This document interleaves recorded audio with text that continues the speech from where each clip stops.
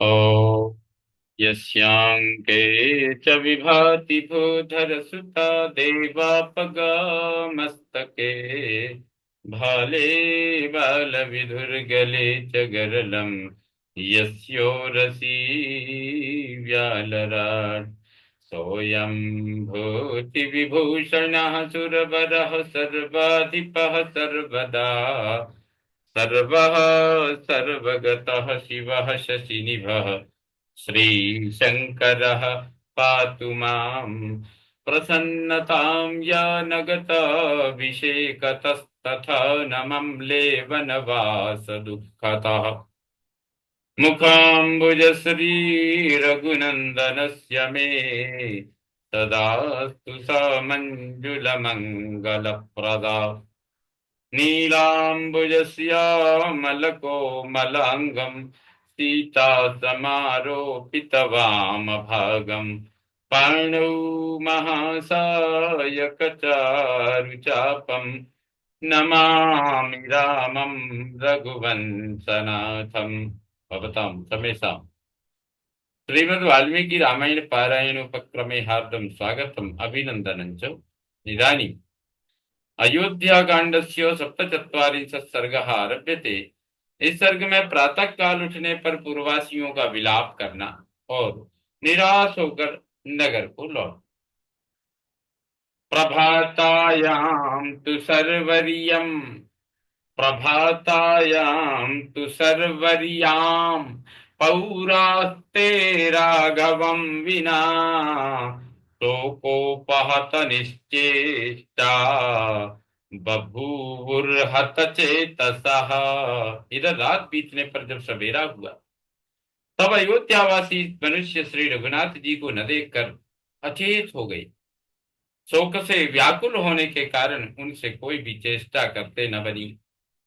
शोकजाश्रुपरित्यूना वीक्षमाणा ततस्ततः आलोकमपि रामस्य न पश्यन्ति स्म दुःखिताः। वे शोक जनित आंसू बहाते हुए अत्यंत खिन्न हो गए तथा इधर उधर उनकी खोज करने लगे, परंतु उन दुखी पुरवासियों को श्री राम किधर गए इस बात का पता देने वाला कोई चिन्ह तक नहीं दिखाई दिया। ते विषादार्तवदना रहितास्तेन धीमता कृपणा करुणा वाचो वदन्ति स्म मनीषिणः।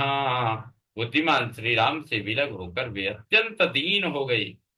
उनके मुख पर विषाद जनित वेदना स्पष्ट दिखाई देती थी। वे मनीषी पूर्वासी करुणा भरे वचन बोलते हुए विलाप करने लगे।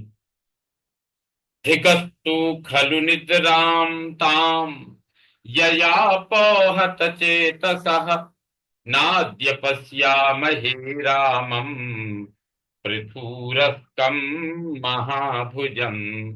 हाय, हमारी उस निद्रा को धिक्कार है जिससे अचेत हो जाने के कारण हम उस समय विशाल वृक्ष वाले महाबाहु श्री राम के दर्शन से वंचित हो गए।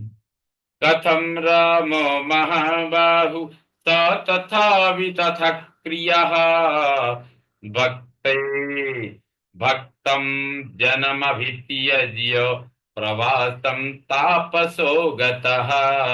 जिनकी कोई भी क्रिया कभी निष्फल नहीं होती, वे तापस वेशधारी महाबाहु श्री राम हम भक्त जनों को छोड़कर परदेश यानी वन में कैसे चले गए। यो नः सदा पालयति पिता पुत्रानि वौरसान् कथं रघूणां सश्रेष्ठ त्यक्त्वा नो विपिनं गतः। जैसे पिता अपने औरस पुत्रों का पालन करता है, उसी प्रकार जो सदा हमारी रक्षा करते थे वे ही रघुकुल श्रेष्ठ श्री राम आज हमें छोड़कर वन को क्यों चले गए। यहैव निधनं याम महाप्रस्थानमेव वा रामेण रहिता नाम्नो किमर्थं जीवितं हितम्।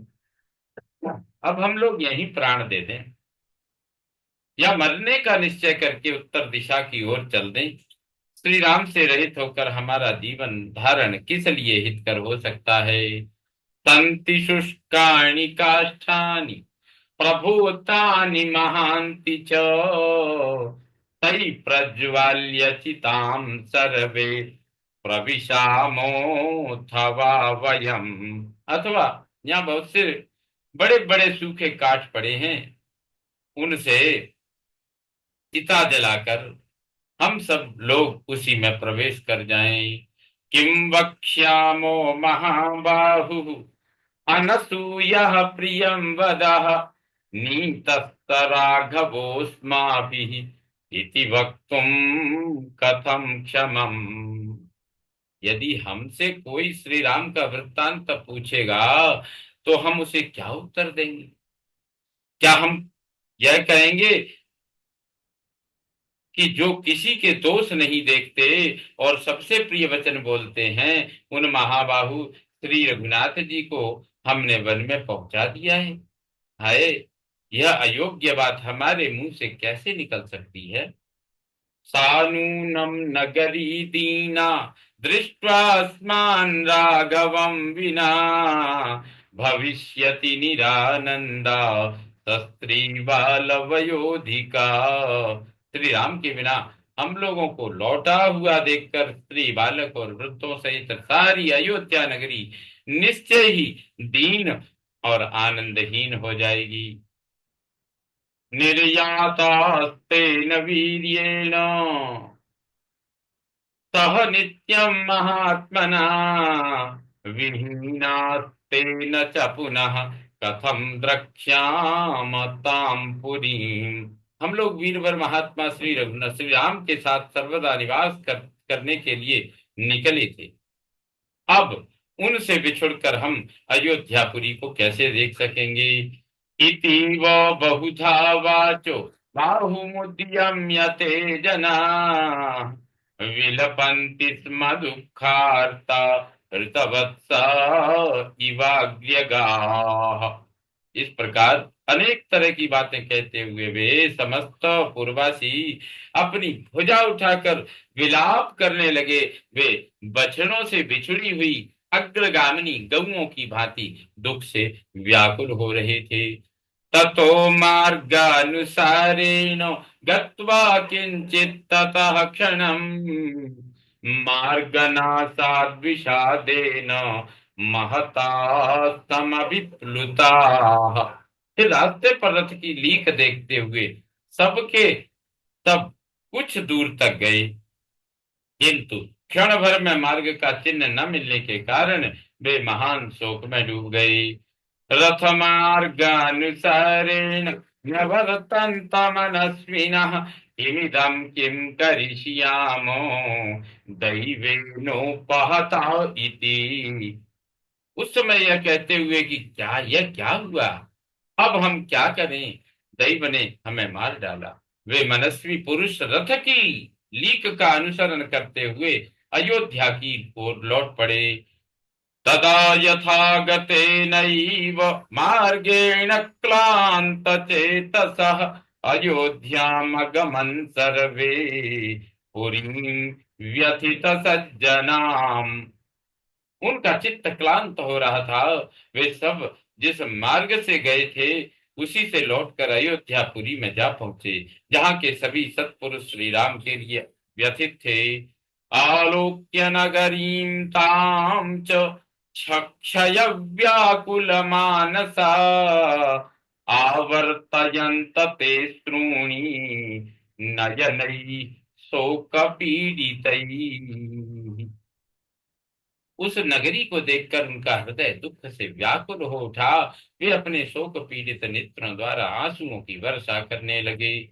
एषा रामेण नगरी रहिता नाति शोभते आपगा गरुणेनेव ह्रदादुद्धृत पन्नगा। वे बोले, जिसके गहरे कुंड से वहां का नाग गरुड़ के द्वारा निकाल लिया गया हो वह नदी जैसे शोभाहीन हो जाती है, उसी प्रकार श्री राम से रहित हुई यह अयोध्या नगरी अब अधिक शोभा नहीं पाती है। चंद्रहीनमिवाकाशम तोयहीनमिवार्णवम् अपश्यन्निहतानंदम नगरम ते विचेतसः। उन्होंने देखा सारा नगर चंद्रहीन आकाश और जलहीन समुद्र के समान आनंद शून्य हो गया है। पुरी की यह दुरवस्था देख वे अचेत से हो गई। तेतानि वेश्मानि महाधनानि दुःखे न दुःखोपहता विशन्तः नैव प्रजग्मुः स्वजनं परं वा निरीक्ष्यमाणा प्रविनष्ट हर्षाः। उनके हृदय का सारा उल्लास नष्ट हो चुका था। वे दुख से पीड़ित हो उस महान वैभव संपन्न गृहों में बड़े क्लेश के साथ प्रविष्ट हो सबको देखते हुए भी अपने और पराये की पहचान न कर सके। इत्यार्थे श्रीमद् रामायणे वाल्मीकि आदि काव्ये अयोध्या कांडे सप्तचत्वारिंशत् सर्ग संपूर्णतां याति। ओम पूर्णमदः पूर्णमिदं पूर्णात् पूर्णमुदच्यते पूर्णस्य पूर्णमादाय पूर्णमेवावशिष्यते। ओम शांति शांति शांति। सर्वे भवन्तु सुखिनः सर्वे सन्तु निरामया सर्वे भद्राणि पश्यन्तु मा कश्चित् दुःखभाग् भवेत्। ओम शांति शांति शांति। श्रीरामचंद्रो विजयते तदाम्।